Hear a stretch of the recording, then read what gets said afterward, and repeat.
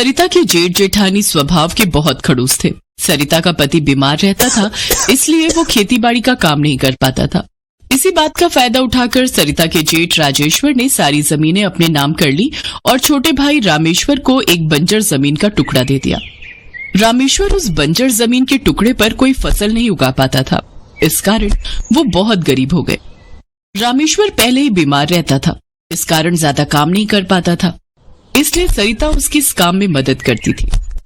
कुछ नहीं मिलेगा सरिता इस जमीन पर, हम जितनी मर्जी खेती कर लें, हल चला लें, पर ये बंजर जमीन हमें कोई फल सब्जी नहीं देगी। राजेश्वर भैया ने हमारे साथ धोखा किया, मेरी बीमारी का फायदा उठाकर मेरे से जमीन जायदाद के कागजों पर हस्ताक्षर ले लिए। क्या करूंगा जीकर इस दुनिया में जब भाई ही मेरा नहीं रहा। ऐसा ना कहो, आप हो तो मैं हूँ, अगर आपको कुछ हो गया तो मैं भी जीकर क्या करूंगी, मेरा तो कोई भी सहारा नहीं है। चल अब घर चलते हैं, शाम होने को आई है। बंजर जमीन के कारण रामेश्वर बहुत ही परेशान रहने लगा था। घर में खाने को लाले पड़ गए थे।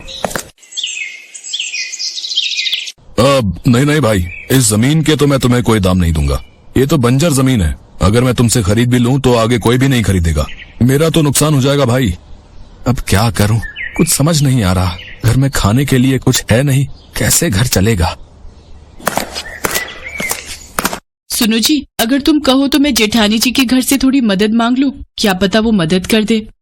सरिता, तुम उन्हें नहीं जानती हो। राजेश्वर भैया मेरे सगे बड़े भाई होकर मेरी मदद करने के लिए नहीं आते तो भाभी कैसे मान जाएंगी। रामेश्वर के कहने पर सरिता मालती के घर नहीं जाती, पर एक दिन रामेश्वर की तबीयत बहुत खराब थी, उसका बुखार उतर नहीं रहा था। सरिता को दवाई के लिए पैसों की जरूरत थी, इसलिए उसे मजबूरी में अपनी जेठानी के घर मदद के लिए जाना पड़ा।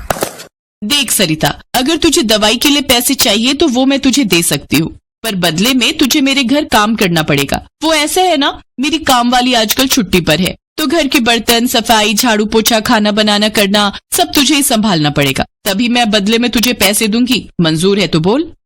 ठीक है भाभी, मैं सारा काम कर लूंगी, पर आप मुझे पैसे जरूर दे देना, मुझे बहुत जरूरत है। उस दिन से सरिता अपनी जेठानी मालती के घर नौकरानी का काम करने लगी। मालती सरिता पर बहुत अत्याचार करती थी, सारा दिन काम करवाकर शाम में उसको 20 रुपए पकड़ाती थी। सरिता मजबूर थी, इसलिए वो काम करती रही। एक दिन सरिता अपनी जेठानी के घर काम कर रही थी, तभी एक बूढ़ी औरत वहां आई और कुछ मांगने लगी। बेटी, बहुत भूख लगी है, कुछ खाने को दे दो। ओ अम्मा, आगे जाओ, ये कोई दान धर्मशाला नहीं है जो यहाँ से कुछ खाने को मिलेगा। पता है अनाज कितना महंगा है।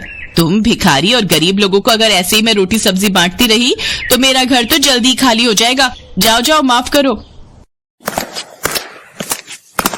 जेठानी जी, लगता है बेचारी बहुत भूखी है, रोटी के डिब्बे में रात की 2 रोटियां रखी है, वो कोई भी नहीं खाएगा। अगर कहो तो वो मैं इन बूढ़ी अम्मा को दे दूं। पता भी है 2 रोटियां कितनी महंगी है, एक शर्त पर देने दूंगी। अगर तू वो 2 रोटियां देना चाहती है तो आज के 20 रुपए तुझे नहीं मिलेंगे, वो तुझे कटवाने पड़ेंगे। कोई बात नहीं जेठानी जी, आप आज मुझे पैसे मत देना, पर इन बूढ़ी अम्मा को कुछ खाने के लिए दे दो। सरिता की जेठानी मालती उस बूढ़ी औरत को रोटी दे देती है और बदले में उस दिन सरिता के पैसे काट लेती है। सरिता शाम को काम खत्म करके जब घर जा रही थी तब वो बूढ़ी औरत उसे दोबारा मिली।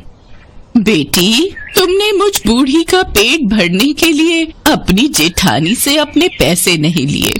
तुम सचमुच बहुत दयालु हो। जो दूसरों की मदद करते हैं, ईश्वर भी सदैव उनकी मदद करते हैं। पर अम्मा, अब तो मैं बहुत हिम्मत हार चुकी हूँ। कब तक मैं जेठानी जी के ताने सुनूंगी। काश हमारी बंजर जमीन पर खेती हो जाती तो आज हम भी खुशी खुशी जीवन बिता रहे होते। सरिता उस बूढ़ी औरत को अपनी सारी दुख भरी कहानी बताती है। घबराओ नहीं, सब ठीक हो जाएगा। मेरे पास तुम्हें देने को ज्यादा कुछ तो नहीं, पर ये 5 भिंडी है। अपनी बंजर जमीन पर 5 जगह एक एक भिंडी बो देना, फिर अगले दिन तुम्हारे सारे दुख दूर हो जाएंगे। सरिता को 5 भिंडी देकर वो बूढ़ी औरत वहां से चली गई। सरिता भिंडी लेकर घर आ गई। बूढ़ी अम्मा के कहे मुताबिक सरिता ने 5 भिंडी अपने बंजर खेत पर अलग अलग बो दी।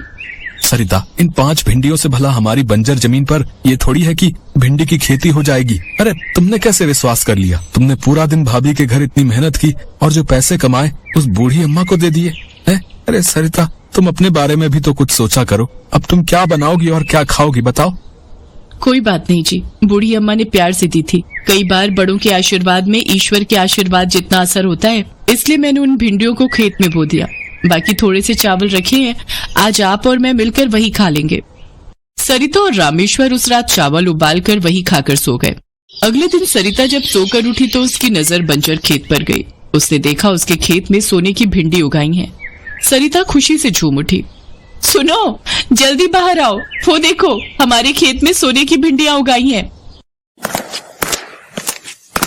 हाँ सरिता, सचमुच हमारे बंजर खेत पर तो सोने की भिंडी की खेती हो गई है। ये सब कैसे? लगता है वो बूढ़ी अम्मा जरूर कोई भगवान का अवतार थी, तभी उन्होंने कहा था कि हमारे सारे दुख दूर हो जाएंगे। जल्दी से इन भिंडियों को तोड़ लेते हैं। हाँ, चलो। सरिता और रामेश्वर मिलकर सोने की भिंडियां तोड़ लेते हैं। रामेश्वर उस सोने को बाजार में बेच देता है। सरिता ने उन बूढ़ी अम्मा को बहुत ढूंढा, पर कहते हैं ईश्वर कब किस रूप में हमारी मदद को आए ये कोई नहीं जानता। हमारे पास उन बूढ़ी अम्मा की कृपा से सब कुछ है। हमारे सारे दुख के दिन दूर हो गए। मैं सोच रही थी क्यों ना हम गरीबों के लिए एक धर्मशाला खोलें, जहाँ पर मुफ्त खाने के लिए भोजन और सोने के लिए जगह का प्रबंध हो। तुम ठीक कह रही हो सरिता, मैं आज ही इस बारे में गांव के जमींदार साहब से बात करता हूँ। रामेश्वर के पास अब बहुत सारे खेत थे, पर उसने अपने भाई भाभी से बिल्कुल नाता तोड़ लिया था, क्योंकि मालती ने जो सरिता की मजबूरी का फायदा उठाया था वो भूलने वाली बात नहीं थी।